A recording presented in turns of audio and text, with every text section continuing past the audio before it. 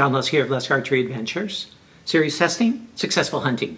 Today I'm going to be testing a really cool broadhead thanks to a buddy who donated these, and I feel really bad about this, but I don't even know who it was, okay? I remember somebody was saying, hey, have you ever tested these broadheads? And I get that question a lot, and then I got a pack or 2 packs in the mail, and without a return address, they came straight from the manufacturer. So whoever you are that donated these, thank you very much.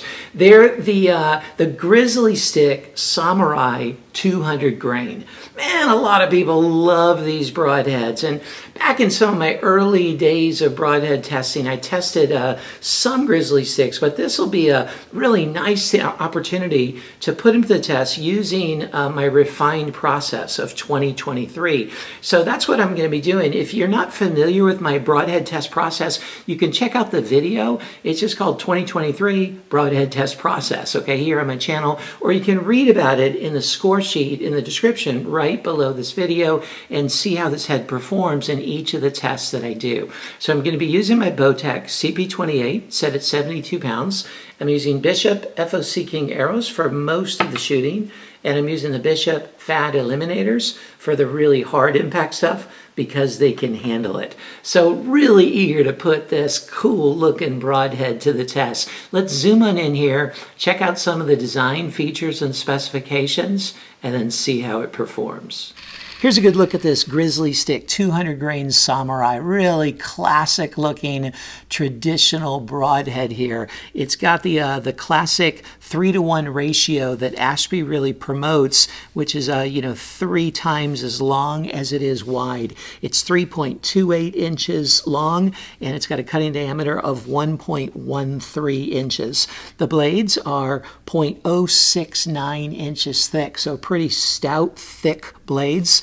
They're single bevel sharpened on all sides and have this tanto tip to help with durability as well as prevent deflections. I'm not sure of the bevel angle. That's not listed. It looks to be sub 30 degrees, but I'm not really sure with that. It's a 440C stainless steel, and it's brought to a Rockwell hardness of 55. I'm eager to see how that holds up to hard impact, being kind of a gradual bevel and being a pretty high hardness with stainless steel. That'll be interesting to see how it holds up. The ferrule here in this 200 grain model is a 70-75 aluminum ferrule, which, as I always say, if you're going to use aluminum, 70-75 is a good way to go. It's stronger than some steels, but you'll notice that it's pretty short compared to the overall length. So that's going to be interesting to see how durable it is on a hard impact, even an angled impact like that.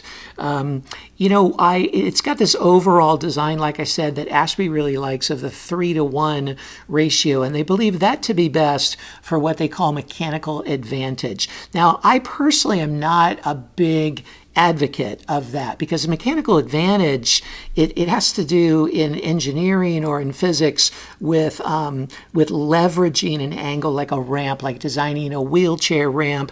A 3-to-1 ratio gives you the maximum amount of lift, but a broadhead isn't really lifting. It would be lifting in terms of the ferrule because it's separating tissue there, but it's cutting, it's not lifting. So I've found in my testing that the longer a broadhead is like this, it creates more friction from the blade's surface, and that friction, in some mediums at least, impedes penetration. So you might think a gradual cut like this is going to maximize penetration, and it might in some mediums, but every medium I've tested, it actually impedes penetration because it generates so much more friction along the blade itself, along the sides of the blade. So it'll be interesting to see how that bears out. I'm always, willing to be proven wrong with that. That's just been my experience. So when it comes to flight, as well as penetration, the greater the surface area,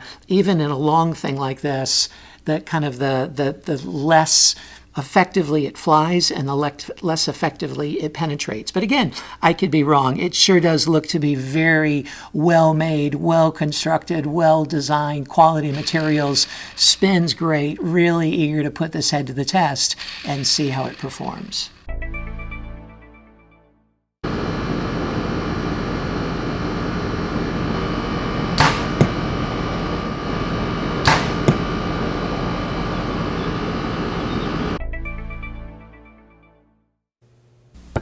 took 150 grams of force to cut through the wire, which is a 10 on a 10-point scale.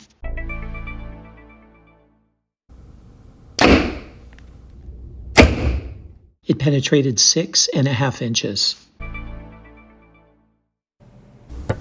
It took no additional force to cut through the wire, which gives it a 10 on a 10-point scale. It penetrated through 48 layers.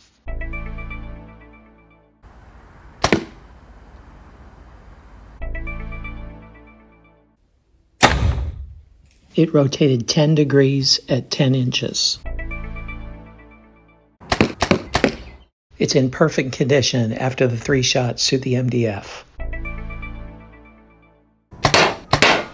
Here it is after the 2 shots through the steel plate, and you can see that structurally it held together well, but the edges got pretty chattered up there. You can see all the nicks from the tip all the way down on both sides of the blades. And then you can see the hole there. It's kind of small in its cutting diameter, but a nice hole, that single bevel rotation S cut there.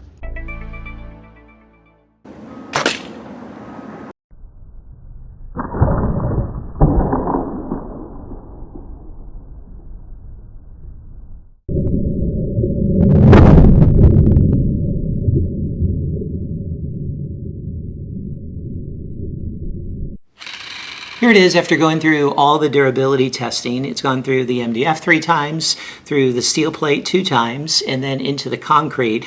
Now, after the steel plate, it got quite a bit of edge chatter on both sides there. That's largely due to it being stainless steel at the hardness that it is, and such a gradual bevel angle. It gets pretty thin there. And then in the concrete, as you can see, it experienced a bit of edge curl there from the tip, and that's just what happens with such a long tip and so much of it being unsupported by the ferrule. You know, the ferrule ends here, and then there's so much more to the tip as it gets narrower. So a really hard impact, especially if it were at an angle or something, this wouldn't be such an isolated incident occurring. Now, it didn't break, and so, it's still going to stay in an animal cutting like that, but it is noteworthy that that tip curled like that. So what'd you think? Man, there are some great strengths to this head, right? I mean, they're very well constructed, very well made, extremely sharp. I think that's like one of, if not the sharpest heads I've ever tested, and excellent edge retention when I tested the edge retention. So some real strengths to it. I can see why it has such a loyal following. I will just offer my critique, however.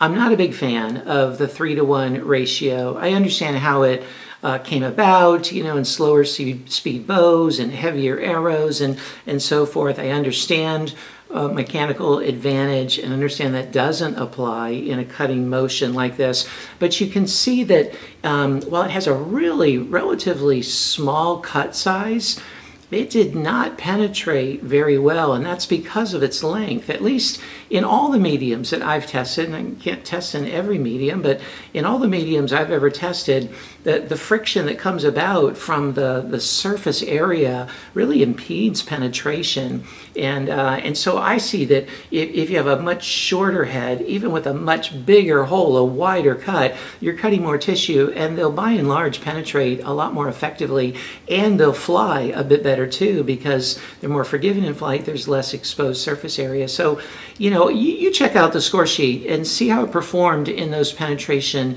tests, and compare it with some shorter, even wider cutting heads, and see how they perform, and you be the judge of that. In terms of the edge chatter, wasn't super impressed with the edge integrity, that gradual bevel that you get there, as well as the high hardness, the Rockwell hardness of stainless steel. That's gonna create some edge chatter and really hard impact. And then, the length again wasn't working for it in durability, and there's so much of the blade, thick as it is, that's exposed without the support of a ferrule. And so hitting a hard impact thing at an angle, especially, it's going to be prone to rollover. So, again, I can see why it's lethal. I wouldn't want to get shot with it. I can see why it's been effective with a lot of big game animals all over the world. I can see why there's a great, loyal, faithful following to it. But I can also see some of the drawbacks as well. So you check out the score sheet. Again, see how it performed in the areas that matter to you the most, and you make the decisions for yourself and see if it might be a good fit for you.